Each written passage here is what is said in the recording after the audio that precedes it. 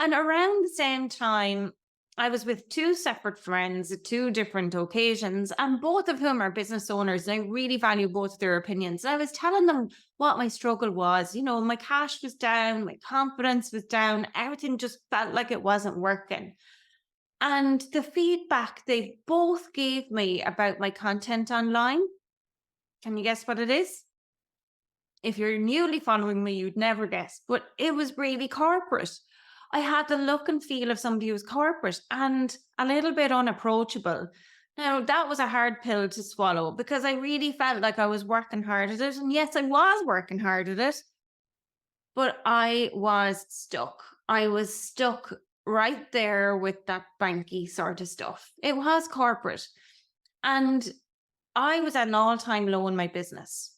So much so that I questioned the viability of my business and whether or not I should consider looking at jobs again. And the other reason I knew that I wasn't connecting with people was because those two people, they really gave me some gentle, loving shoves that maybe weren't so gentle, but they knew that one part of my brand strategy that I was struggling with was that I was afraid to call out who I wanted to work with. And I don't know why I let this fear get in the way, but I literally let this fear become a business decision, which in hindsight is utterly nuts, completely bananas, completely bananas. But once I got over myself, as I say, with some not so gentle, loving shoves from people in my inner circle, what I realized was I needed to share more of these behind the scenes moments, the real unedited journey of running a business.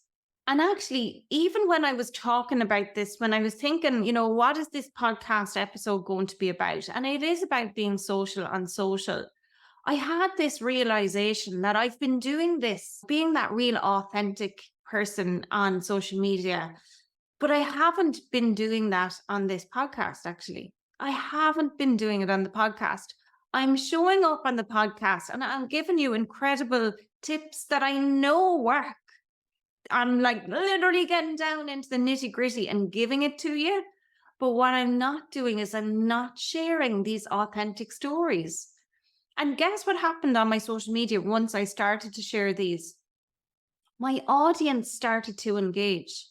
People started to reach out to me. They told me my content really speaks to them. It's like I'm inside their head. And so you might start to see a shift in the podcast from here on in terms of the stories that I start to share on here as well, because my authenticity on social media has helped me to create genuine connections. And that has resulted in my audience growing organically.